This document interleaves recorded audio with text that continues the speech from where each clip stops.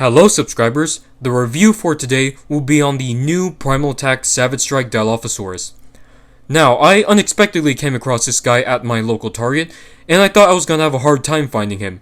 Unlike the Aeoleramus, which I'm unfortunately still looking for, my targets should really start bringing out the new attack packs. One interesting thing I would like to point out is that my target, they stocked the first wave of Savage Strikes that contained the Sauropelta, and then they stocked this wave.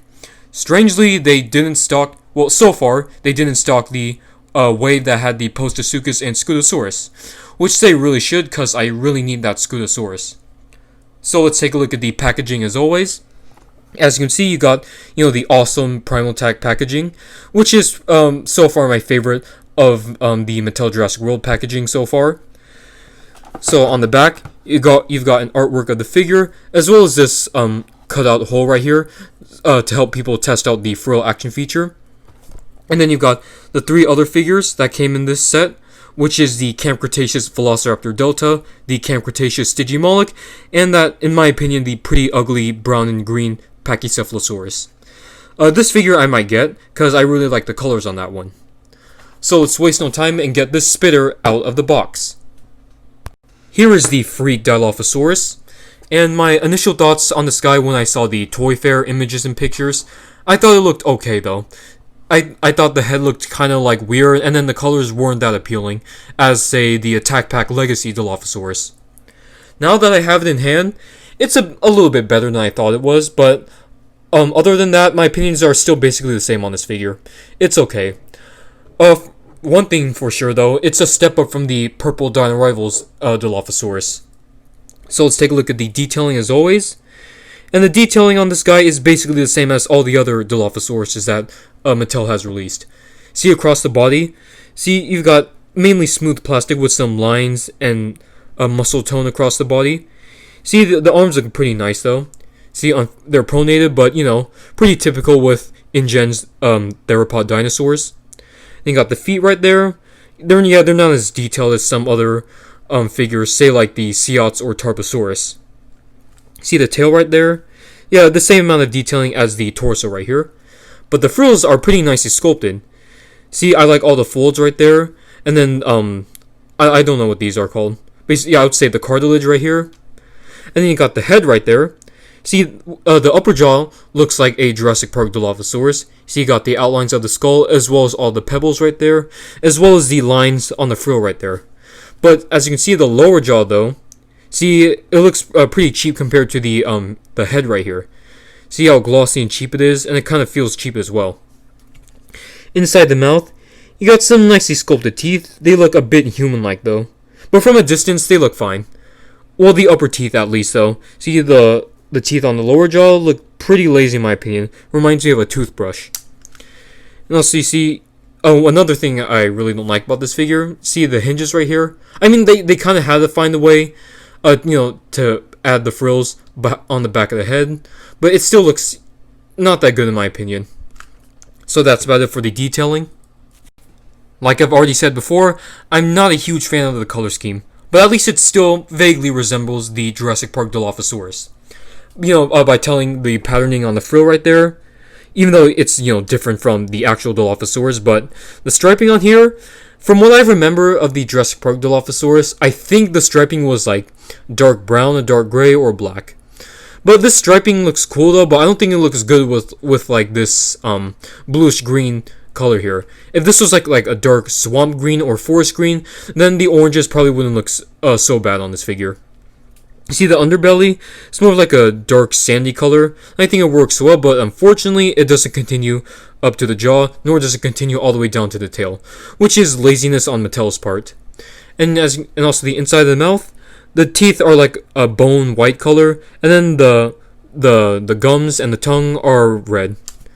And also the eyes right there, pretty simple. It's just yellow with a round black pupil. And unfortunately, this Dilophosaurus had paint defects. There was another one, but the action feature on that one, it kind of felt weird. This one actually feels, more fluid and more smooth.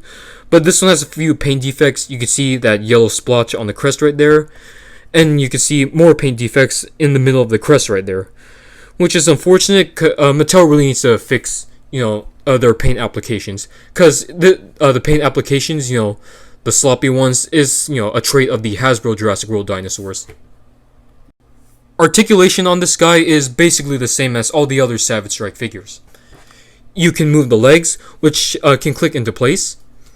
You got the arms, which are on a ball joint, so that makes 4 points of articulation. 5 if you want to count the spring-loaded action feature, which I'll talk about right now.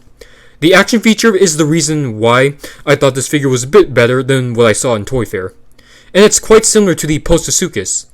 Unlike the Postosuchus where you move the tail to the right, this one you push the tail up.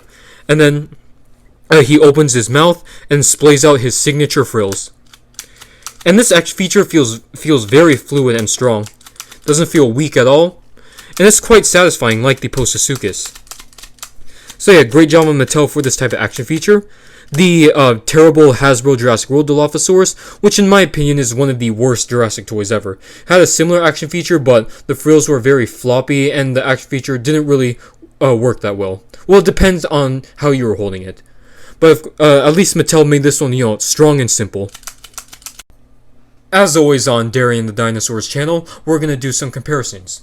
First, let's bring out the Fallen Kingdom Attack Pack Dilophosaurus, which in my opinion is the best Dilophosaurus sculpt that Mattel has released so far. Hopefully for Dominion, they will release a properly proportioned Dilophosaurus with a removable frill. Now, as you can see, this one is like crouching down as if he's sneaking up on a Microceratus. This one is like rearing up as if he's facing a rival Dilophosaurus. But you see the detailing on the frills right here? It's the Fallen Kingdom one is better than the Primal Attack one.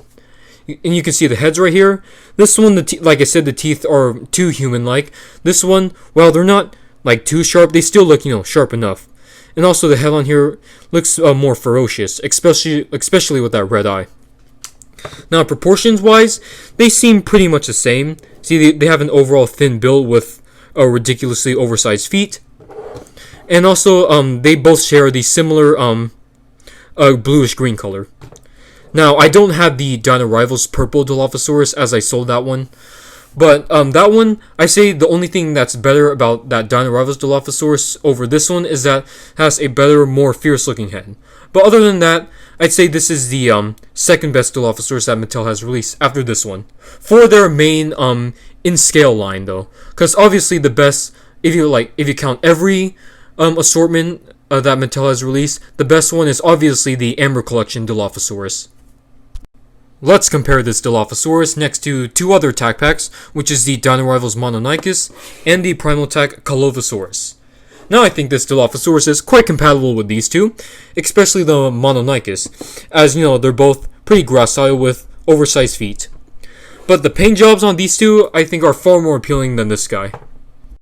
As you can see, I brought out the 3 other Primal Attack Savage Strikes I have so far, and the Scutosaurus is the last of the new sculpts that I need. Like I said before, the Postosuchus is the best Savage Strike so far, so the Scutosaurus will most likely be a second. Now, I don't know which figure I like more, the Sauropelto or the Dilophosaurus. Like, this figure has the superior detailing and paint job, but the action feature on this guy feels so great. Speaking of the action feature, here's the Postosuchus. See, both have very fluid, satisfying action features. And I like how you can hear that, that loud noise when the jaws snap back into place. Here is Dilophosaurus next to the Soundstrike Sinoceratops, Majungasaurus, and Irritator. Now I think all 3 of these Soundstrikes are better looking than this Dilophosaurus. Both, overall sculpt, paint job, and detailing. Well, good thing about this Dilophosaurus is that thanks to his oversized feet, he can stand properly despite the crouching pose he's in, unlike this Majungasaurus, because as you can see, he's standing on his tippy toes. We've got the 3 massive biters here next to the Dilophosaurus, which is the Seats, the Tarbosaurus, and the Sarcosuchus. Now, like with the Soundstrikes, I think all 3 of these big guys are better looking than this Dilophosaurus.